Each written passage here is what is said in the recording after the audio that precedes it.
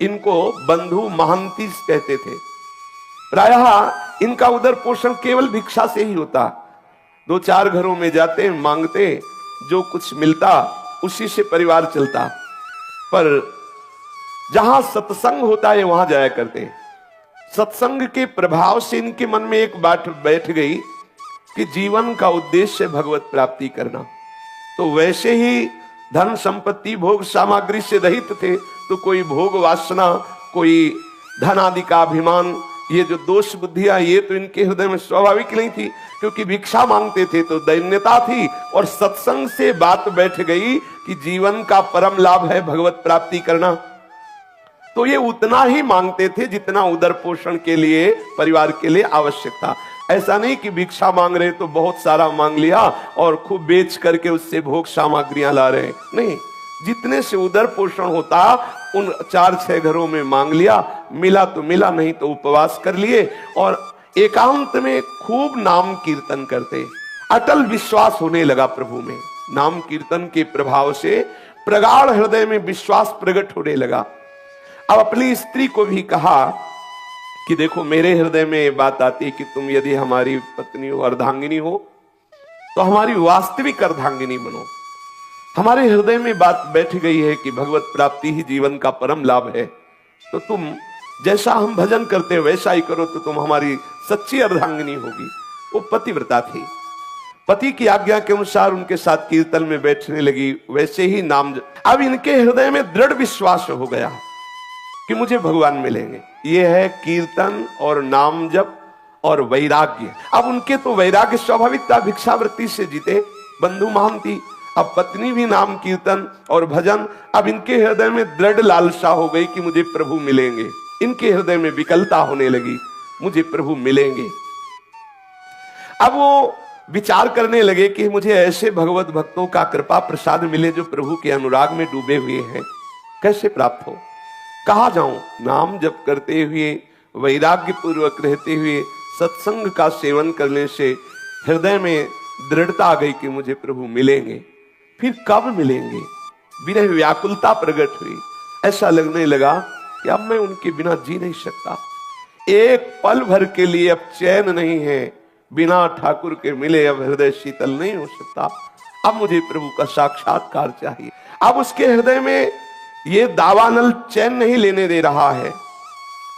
जैसे किसी कंगाल के हृदय में बहुत बड़ी संपत्ति की चाह हो जा, उपाय कोई दिखाई न दे, ऐसे ही इसके हृदय में भगवत प्राप्ति की चाह और कोई ऐसा उपाय नहीं मिल रहा कि जिससे मुझे प्रभु मिल जाए। व्याकुलता, कोई ऐसा प्रेमी भागवत मिल जाए, कोई ऐसा राह बता दे, कोई ऐसी बात बता दे जिससे मेरे प्रभु रीझ जाए और मेरे नेत्र गोचर हो जाए। हालत यह है कि शरीर में जो कपड़ा है सैकड़ों गांठ लगी हुई है, फटा हुआ कपड़ा जो गांठों से जुड़ा हुआ है और शरीर दिखाई दे रहा है। ऐसा तो वो वस्त्र धारण किए, क्योंकि भिक्षावृत्ति से जीते हैं। घर में रज के पात्र है, एक टूटी सी झोपड़ी है और पत्नी, और कई कई दिन भिक्षा में अन्न भी नहीं मिलता, भूखे रह करके समय व्यतीत करना होता है। पर ये बड़े आनंद पूर्वक है। जिससे श्री देवर्षि नारद जी ने कहा कि जरूरी नहीं कि आपके पास धन हो तभी आप दान पुण्य करके भगवत सेवा करके भगवत प्राप्ति कर सकते हैं। देखो हालत है, बिल्कुल धन नहीं है, खाने के लिए भी नहीं है। अब उनके हृदय में ये भी कोई बल नहीं कि कोई उनको सहयोग कर सकता है, कोई उन्हें कर्जा दे सकता है, क्योंकि पता है मूल में कुछ है नहीं। तो जिसको पता होता है कि वो वापस नहीं कर सकता, वो कर्जा भी नहीं देता। उन्होंने अपनी पत्नी से कहा कि भाई मेरा जगत में कोई आत्मीय नहीं है, कोई स्वजन नहीं कि सहयोग करे, कई दिनों से भोजन भी नहीं मिला, पर एक मेरे मित्र है जो बहुत धनी है, अगर तुम साथ दो और अपने मित्र के यहां हम तुम्हें ले चले तो वहां भूखे नहीं रहना पड़ेगा। बहुत धनी है और बहुत कृपालु है और हमारा उनसे परिचय है, वो हमें बहुत प्यार करते हैं, चलोगी हमारे साथ?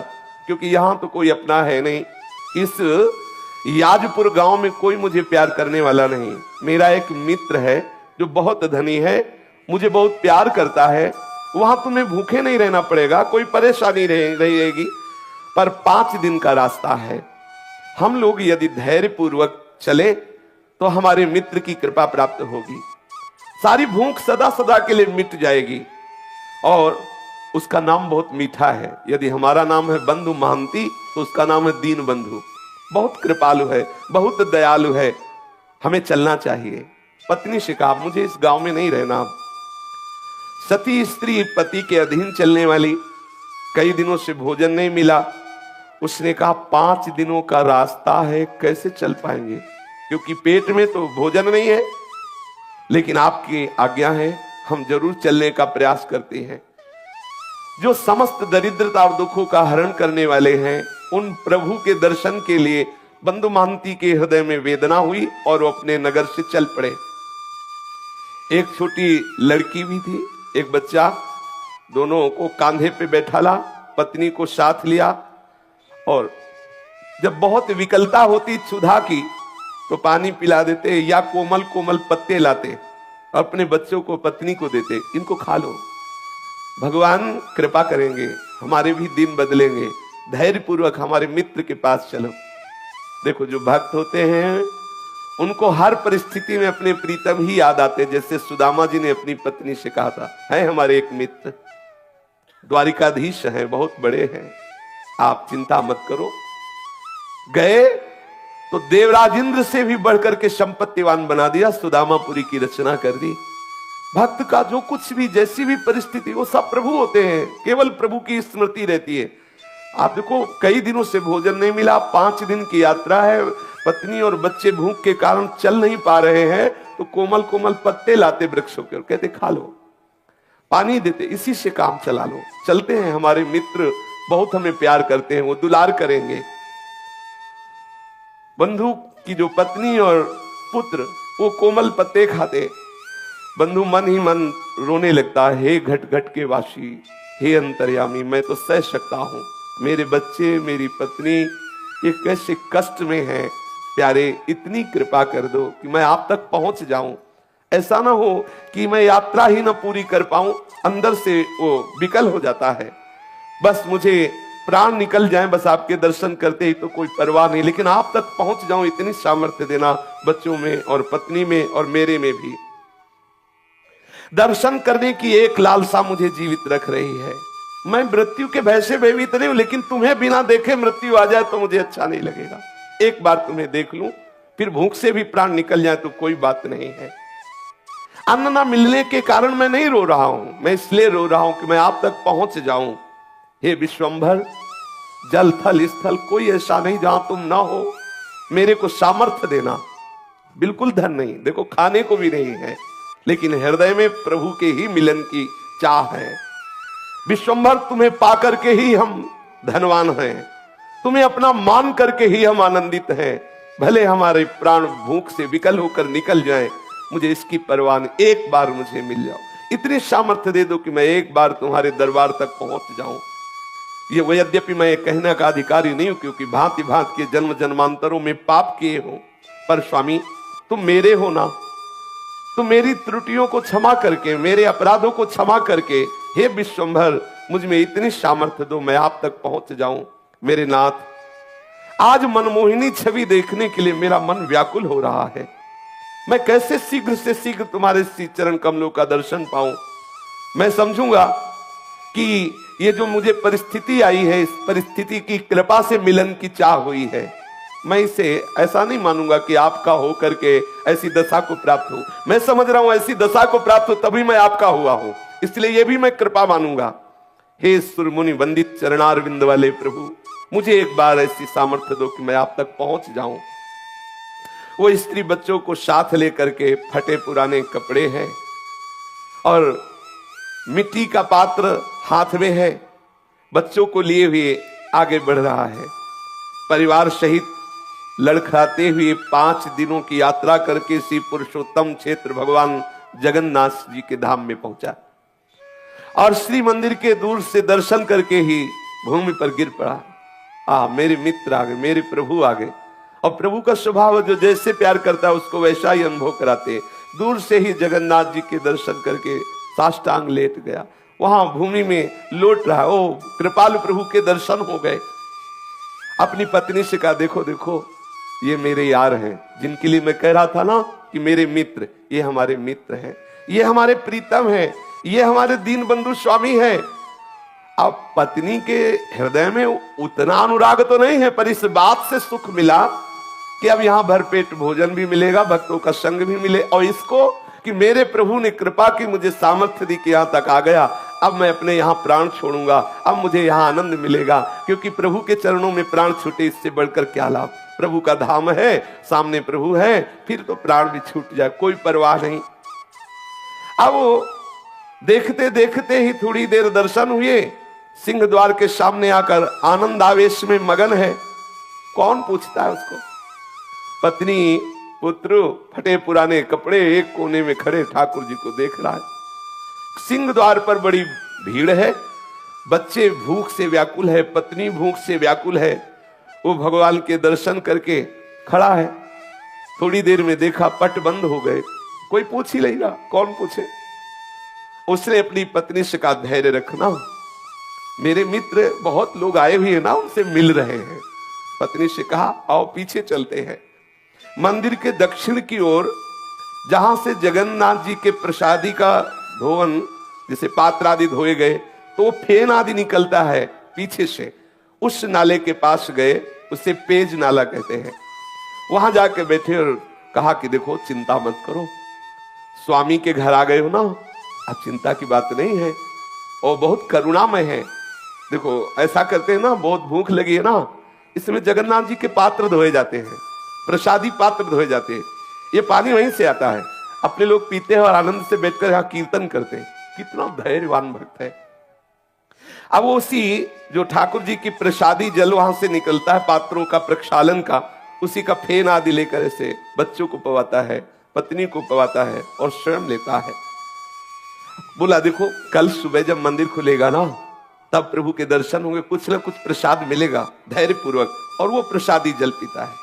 देखो हम लोग कितने भाग्यशाली हैं कि प्रभु का प्रसादी जल पीने को मिल रहा है, धैर्य बनाता है और आनंद मगन हो जाता है, पेट भर करके वही जल पीता है। अब कौन उससे देखे, वो पीछे एकदम एकांत नाले के पास बैठा, वो आनंद मगन होकर के प्रभु का चिंतन कर रहा है। पतिव्रता के मन में बात आ रही है कि ठीक है इनके मित्र कैसे हैं वो तो मुझे पूरा परिचय नहीं, लेकिन मुझे मित्र कैसा मिला ये मुझे परिचय है।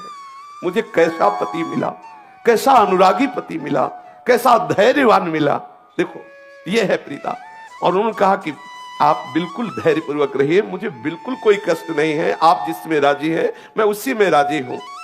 वो हड़िया से भर भर कर वही जल निकालता है, बच्चों को पिलाया, अपना पिया खूब पेट भर करके, और कहा तुम सो जाओ, यहीं सो जाओ, सुबह जब पट खुलेंगे ना तब दर्शन करेंगे और तब कुछ न कुछ प्रसाद मिलेगा ही। अब इतना भाव ठाकुर जी देख रहे हैं, एक एक क्षण की बात। गुरुदेव भगवान कहते तुम चिंता मत करो, तुम्हारे एक एक सेकंड की बात ठाकुर देख रहे हैं, एक एक सेकंड का हिसाब अनंत गुना बढ़ा कर देंगे।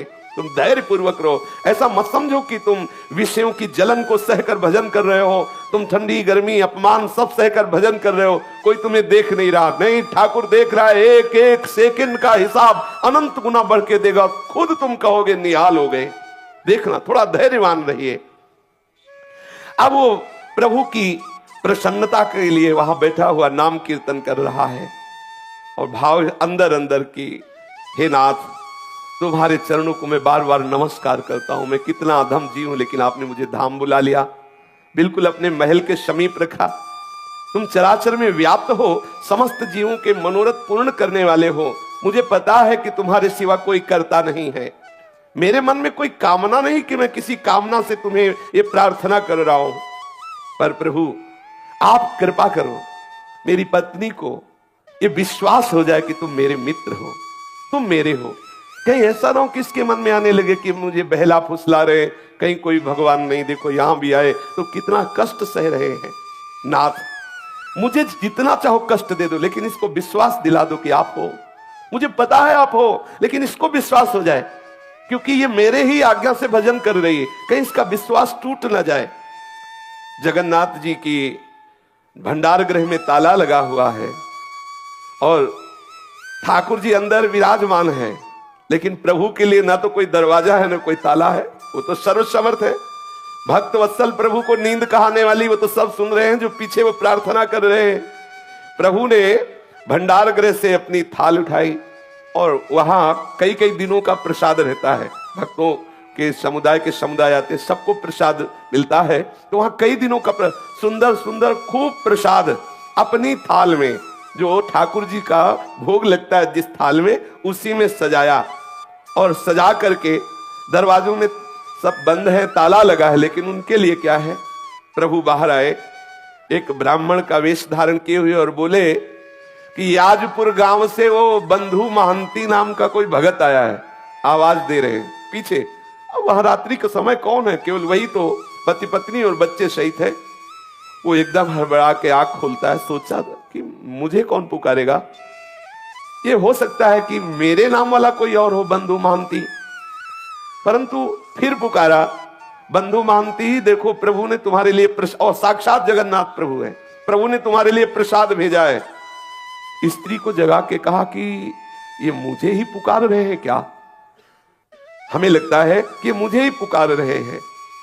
फिर ऊंचे स्वर से आवाज आई, बंधु महंती ये प्रसाद लो, याजपुरिया बंधु जो पेज नाले के समीप विराजमान है वो आए और ये प्रसाद ले ले। अब तो इनको पक्का हो गया कि मुझे ही बुलाया जा रहा है। दौड़ पड़े, दौड़ गए और घबराते जा रहे हैं। जब देखा कि उस ब्राह्मण के हाथ में एक रत्नों से जटित थाल है और विविध प्रकार की ठाकुर जी की सुंदर सुंदर भोग प्रसादी है, और ब्राह्मण ने मुस्कुराते हुए कहा कि प्रभु ने अंदर से भोग की थाल तुम्हें भेजी है, ले लो। वो उसके हाथ कांप रहे हैं, विशाल थाल, इतना सुंदर भोग, हृदय विकल हो रहा। प्रभु, और ये नहीं समझ रहा साक्षात प्रभु ही है, हृदय उसका वो विकल हो रहा, प्रभु मुझे प्यार करते। पत्नी से कहा, देख देख मैं कह रहा था ना कि मेरे मित्र मुझे बहुत प्यार करते हैं, देखो बहुत भीड़ थी ना, सब लोग चले गए, अब उनको फुर्सत मिली तो देखो भेजा ना, मैं उनकी नजर में हूं ना, देखो। और आनंद मगन हो रहा है, बच्चों को जगाया। और ब्राह्मण ने कहा, देखो तुम आराम से प्रसाद पाओ, थाल को यहीं रख देना, थाल हम समय से ले जाएंगे, तुम चिंता मत करो। अब ब्राह्मण वेशधारी भगवान ऐसा कह करके भोग की थाल दी और चले गए। और वो तो जड़ता भाव को प्राप्त हो, काफी देर तो समाधि भाव में डूबा रहा प्रभु की कृपा में। इतने कृपालु प्रभु, पता नहीं कितनी देर तक उसकी आंतरिक ऐसी दशा रही। फिर पत्नी ने उसे बार बार स्वस्थ किया, हिला हिला के उसे बार बार स्पर्श करके जगाया, तो फिर स्वस्थ हुआ। फिर सबने बैठकर भरपेट, आज कई दिनों बाद भोजन मिला, कई दिनों बाद ऐसा प्रसाद, और स्वयं ठाकुर जी लाए तो अमृतमय प्रसाद। अब उसने विचार किया कि इस थाल को कहां पहुंचाऊं, क्योंकि ये प्रभु की थाल है। फटे पुराने चिथड़े में लपेट करके उस थाल को रख लिया कि जब सुबह होगा तब देगा, और अपने सिरहाने रख लिया, खूब आराम से सोया। अब अच्छे ऐसे ऐसे मंगल में स्वप्न आ रहे हैं उसको, ठाकुर जी की ताल, ठाकुर जी का प्रसाद, बड़ा आनंद। वहां कोई तमोगुणी निद्रा थोड़ी उसके हृदय में है। अब भगवान का वो रत्न थाल सिर पर रखे हुए ये तो सो रहा है, और उधर ठाकुर जी के जब सेवा के लिए पट खोले गए और भंडार खोला गया, तो देखा गया कि भंडार की सब सामग्री अस्त व्यस्त, ताला खुला हुआ, थाल गायब, काफी प्रसाद इधर उधर। तो विचार किया कि बहुमूल्य रत्नों का थाल कहां चला गया, और ये सब कौन अंदर भंडारे में घुसा। अब ठाकुर जी जो मनाया जहां से आया था तो अपने आप दिखाई दे रहा था, सब इधर उधर फैला भी दिया, ठाकुर जी है। अब आपस में सब सेवक जन इकट्ठे हुए और एक दूसरे से पूछा कि हाँ आप आए थे, आप आए थे। उनका ऐसे क्यों आएंगे, हमारे लोगों की सेवा है तो हम कोई ऐसा थोड़ी कि कुछ चुरा के ले जाएंगे, वो तो अपने लोगों में कोई नहीं, कोई बाहरी ने चुराया। अब वहां सब शोर मच गया, ठाकुर जी के भंडार का ताला टूट गया, कोई चोर थाल चुरा ले गया और प्रसाद भी चुरा ले गया। अब कुछ लोग ढूंढने के लिए निकले तो पेज नाले के समीप देखा तो थाल को कपड़े से, ऐसे फटा कपड़ा था तो दूर से चमक रही थी थाल। अरे लोग आए, बोले देखो देखो ये चोर है, ये माल भी चलाते पिटाई भी करवाते हैं बोले देखो ये चोर है, ये स्त्री और बच्चों के सहित पकड़ो पकड़ो। वो तो बढ़िया प्रसाद मिला था, थके थे ही, खूब अच्छे से आनंद से सो रहे थे बच्चे और पत्नी। अब वहां हल्ला मचे तो सब उठे आंख मीचते हुए, कुछ बातचीत नहीं, पिटाई शुरू। कोई थप्पड़ मार रहा है, कोई ऐसे लीला करते हैं। ये गाली दे रहा है, कोई थप्पड़ दे रहा है, अरे चोर कहीं का, जगन्नाथ धाम में आकर के भी तू चोरी करता है, तुझे शर्म नहीं आई। और ऐसे ऐसे स्त्री रोने लगी कि अच्छे तुम्हारे मित्र हैं, हाँ कह रहे थे बड़े कृपालु है, बड़े रात्रि में तो माल चलाते हो, सुबह पिटाई करवाते हैं, कैसे तुम्हारे मित्र हैं। अब वो जैसे ही थप्पड़ पड़ता है, जय जगन्नाथ, जय गोविंद, जय गोविंद, ये ठाकुर जी ये भी देखते हैं ना, माधवदास बाबा की भी पिटाई करवाई, ये ऐसे तैयार रहे ना। अगर फूल माला पढ़ के जय हो तो कभी ऐसा भी अवसर आ सकता है, ये पिटाई का भी स्वाद, तो तैयार रहे ना। ठाकुर जी के पार्षदों को ये दोनों चीजें इसीलिए मिलती हैं कि उन दोनों से परिस्थिति को प्रदान करते हैं, देखते हैं अब क्या है, अब कितनी स्थिति है, कितना धैर्य है, कैसे विचार हैं। ऐसा कभी संयोग मिले तो प्रभु कृपा प्रसाद मानकर सह जाना। आप देखना आपकी हृदय की भूमिका कैसी बढ़ती है, आप कैसी भक्ति की उत्तम भूमिका में पहुंचते हैं। कभी ऐसा मत सोचना कि ठाकुर जी ऐसा क्यों कर रहे हैं, सच्ची मानिए। अब उसको तो जब पीटा जा रहा है तो बड़े आनंद में प्रेम सागर में मगन होकर के बोल जय जगन्नाथ, जय गोविंद, जय गोविंद। मानो गीता जी का सूत्र उसके जीवन में प्रकाशित हो रहा है, यस्मिन स्थितो न दुखेन गुरुणापि विचाल्यते। कैसी भी भयंकर दुख की स्थिति हो, भक्त कभी विचलित नहीं होता। कोतवाल ने पूछा कैसे तुम्हें थाल मिली, तो उसने कहा विचार कीजिए, मुझे तो पता भी नहीं कि थाल कहां रहती है, मुझे पता भी नहीं कि भोग कहां रहता है। मैं तो याजपुर गांव का हूं, वहां से यहां दर्शन करने आया था। कोई रात्रि में एक ब्राह्मण आया था, उसने मुझे थाल दिया, प्रसाद दिया। वो पुजारी ब्राह्मणों को दिखाते, इनमें से कोई ना इनमें से कोई नहीं था वो। और अरे बोले तुम झूठ बोलते हो। तब वहां जो बड़े बड़े अधिकारी जन भी, उनका बात तो उसकी समझो, वो कैसे घुस जाएगा। अगर वो घुसा होता वहां जहां भंडार है तो प्रधान गेट का भी ताला तोड़ा गया होता, प्रधान गेट में तो वैसे ही ताला लगा हुआ है। तो ये थाल और ये प्रसाद, अब जो बाहरी लोग आते हैं, अरे देखो इस नीच को, वैसे ही कैसा दरिद्र है, और जगन्नाथ जी की चोरी की, अरे तो बहुत ऐसे, वो अंदर अंदर प्रसन्न होता कि वारे प्रभु, वारे लीलाधारी, तुम्हारी बड़ी विचित्र लीला है। बंधु ने जब देखा कि बहुत बात बिगड़ रही, पत्नी बहुत क्लेशित हुई, तब कहा देखो प्रभु, मैं वैसे तो अपराधी हूं, वैसे तो मुझे दंड मिलना ही चाहिए क्योंकि बहुत जन्मों से अपराध किए, पर नाथ आप ये देख लो कि आपकी कृपा पर कहीं मेरी पत्नी को अविश्वास ना हो जाए। ऐसी कोई परिस्थिति न डाल देना जिससे उसको अविश्वास हो जाए। कृपा सिंधु आपको जो चाहे सो करो, मुझे पता है आपकी हर एक चाल पता है। जमूरे को पता होता है ये बाजीगर अब कौन सा खेल खेलेगा, उसको नहीं कोई भ्रमित कर सकता, क्योंकि वो जानता है प्रभु के चिंतन के प्रभाव से प्रभु की हर बात उसके हृदय में स्फुरित होने लगती है। जो प्रभु का जन होता है, भक्त होता है, जैसे नरसिंह भगवान के क्रोधावेश से बड़े बड़े ईश्वर कोटि के महापुरुष भी डर रहे हैं, लेकिन प्रहलाद जी को कोई भय नहीं है। वो तो दौड़ते हुए प्रभु की गोद, क्यों जान रहे मेरे प्रीतम प्रभु है। अब श्री जगन्नाथ जी महाराज नवीन लीला की, जो प्रताप रुद्र राजा थे जगन्नाथपुरी के, वो महल में सोए हुए थे। जगन्नाथ प्रभु गए और कर्कश स्वर में कहा कि प्रताप रुद्र भी ये बहुत बड़े भक्त हुए हैं, महाप्रभु चैतन्य देव की कृपा प्राप्त हुई है। बोले कि तुम यहां चैन से सो रहे हो, मेरे भक्त को दुख दिया जा रहा है और तुम यहां शयन कर रहे हो। तेरे कर्मचारी उस भक्त की पूजा ना करके उसको गालियां दे रहे हैं और उसको पिटाई करने की सोच रहे हैं, उसको थप्पड़ भी मारे।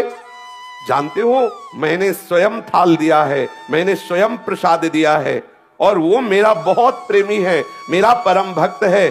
देखो जल्दी से जल्दी जाओ और क्षमा मांगो जाकर के, क्योंकि तुम राजा हो, तुम्हारे राज्य में यदि ऐसे भक्त का अपमान होता है तो तुम्हें हम दंड देंगे। क्योंकि अब बड़े लीला बिहारी, एक तरफ तो पिटवाई करा रहे हैं और एक तरफ राजा से चरण पूजवाए, यही इनकी लीला है।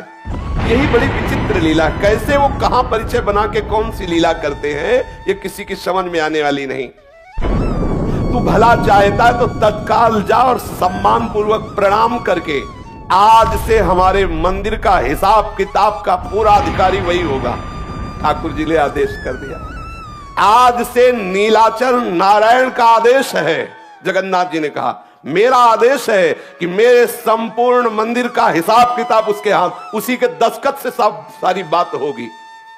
इतना कहकर प्रभु अंतर्ध्यान में, राजा तो हड़बड़ा करके उठा, तत्काल पोशाक धारण की घोड़ा मंगवाया और वहां पहुंचा और जाकर सबसे स्वप्न की बात कही और हाथ जोड़ करके प्रणाम किया साष्टांग बंधु महांती को। ध्यान से सुनिए, राजा ने साष्टांग प्रणाम किया और हृदय से लगाकर कहा जो कुछ भी आपके साथ हुआ हो हमें क्षमा कीजिए। और सबको आदेश किया कि जगन्नाथ जी का सीधा आदेश है कि आज से मंदिर का पूर्ण अधिकारी यही होगा, इसी के दस्तखत से सब होगा। अब वो तो हाथ जोड़े खड़े हैं, फटे पुराने कपड़े हैं, कैसा हृदय इनका दैन्य भाव से युक्त हो, कैसा पद दिया।